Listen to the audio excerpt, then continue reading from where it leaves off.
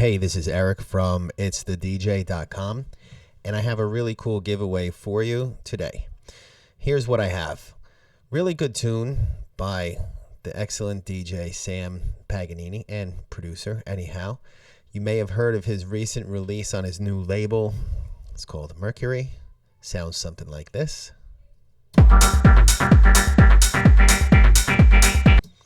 So what I've been doing lately to take out some of the guesswork as far as arranging my own material is I've really been studying other people's material, so then that way where they put their music, how it flows and all that stuff becomes like second nature to me.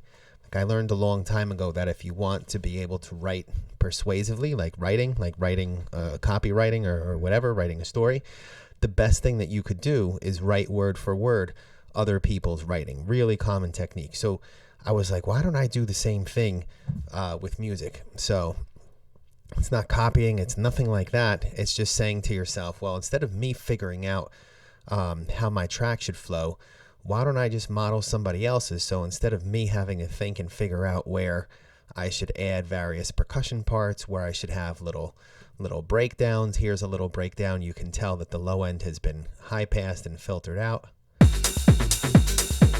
Definitely doesn't sound as prominent as this little drop.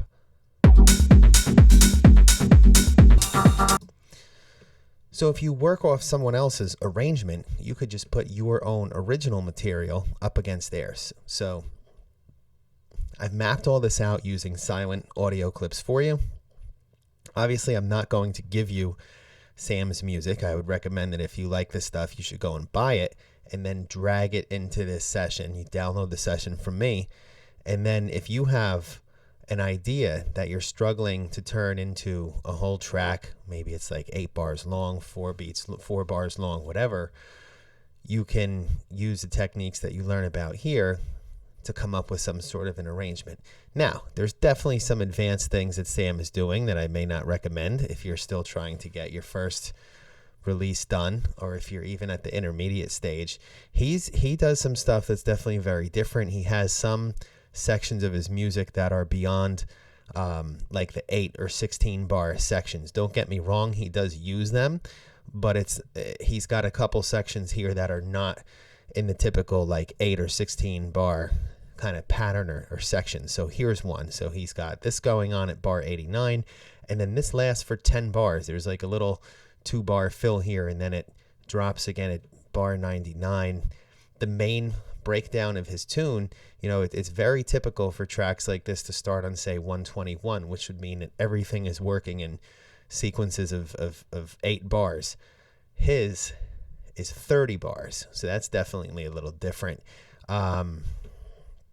He has another section someplace in the tune that's also 12 bars long, so he's definitely doing some things that are different. And instead of doing like 8 bar patterns, he does things like 4. So here's the main drop of the tune.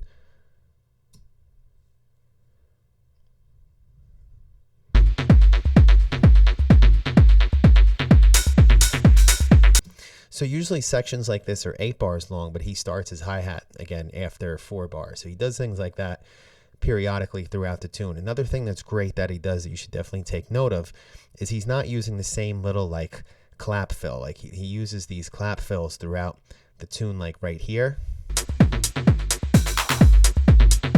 So that was a little one. Here's a longer one.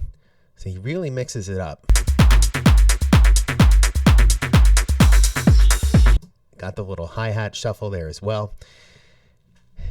And then the other thing to make note of is he's got 2 synths throughout the song. He's got his intro synth that plays for about the first third, you could call it, of the tune. He's got another synth that starts here and plays through the middle section of the tune, and then the first synth pickbacks up and finishes the tune from the drop until the outro. So I'm not going to talk through a bunch of stuff I've already written down for you. I'm just going to say that if you're on Ableton and like what you see and would want to use this to help finish your own material, go ahead, sign up on my page. You'll get more stuff like this in the future, along with other great content, and use this to finish your stuff. Also, in the meantime, here's like every time I made a marker in this file, I've said something about it down here. So you should be able to use the skeleton, if you will, to help finish your own music. That's all I have for you today. Have a great one. Sign up. Hope to see you on my site and communicating with you in some way. Take care.